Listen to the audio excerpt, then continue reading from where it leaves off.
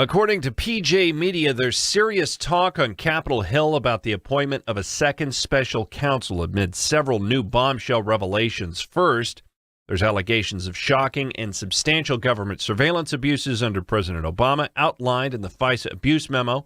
Secondly, the FBI lost 5 months of key text messages between the anti-Trump, pro-Clinton FBI officials Peter Strzok's and his mistress Lisa Page.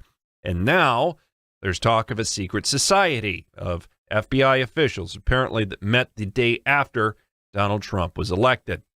According to the text messages, it seems as if there's a good case that the FBI, or at least many within it, possibly in command of it, are guilty of massive corruption.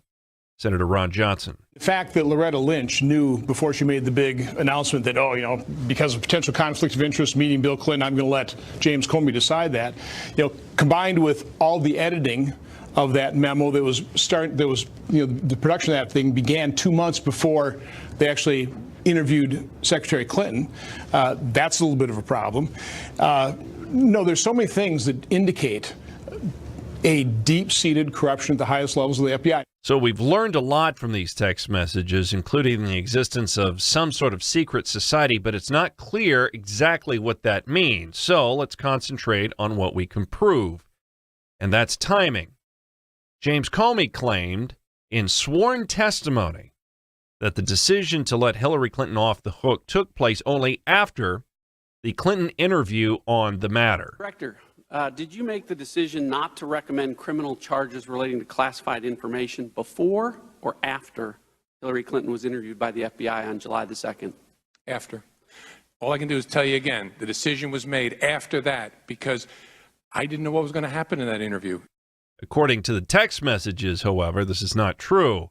Representatives John Radcliffe and Trey Gowdy, the two who have actually seen the text messages, spoke to Fox News. Well, I don't think that former Director Comey could have been more clear that the decision wasn't made until after that July 2nd interview, and that's the way that it should have been.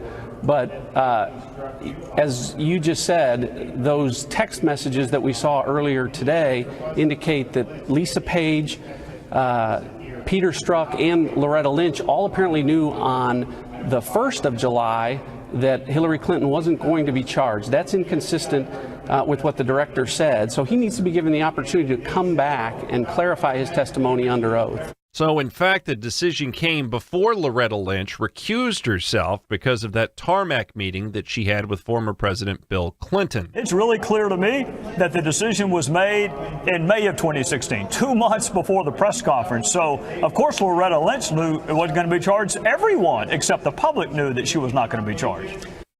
Everyone knew but the public that she wasn't going to be charged. And they knew it before Hillary Clinton even was interviewed on the matter, and interviewed, by the way, by the same FBI agent that sent these text messages, the one who's biased for her, in her favor, was very, very clear.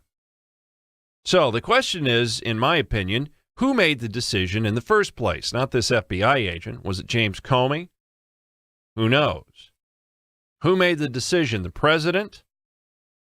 Obama at the time? Or was this some sort of unilateral wet dream by a corrupt group of Clinton groupies bent on her exoneration? There was no indications either way, frankly. While Obama seems to be behind the scenes in all of this, somehow 5 months of text messages have disappeared.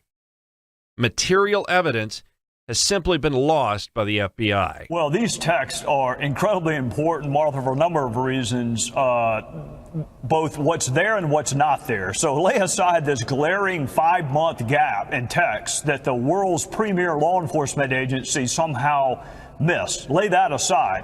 What we have seen, what Johnny and I saw today, was a text about not keeping text. We saw more manifest bias against President Trump all the way through the election into the transition. And I saw an interesting text that Director Comey was going to update the President of the United States about an investigation. I don't know if it was a Hillary Clinton investigation, because remember that had been reopened in the fall of 2016, or whether it was the Trump investigation. I just find it interesting that the head of the FBI was going to update the President of the United States, who at that point would have been President Obama.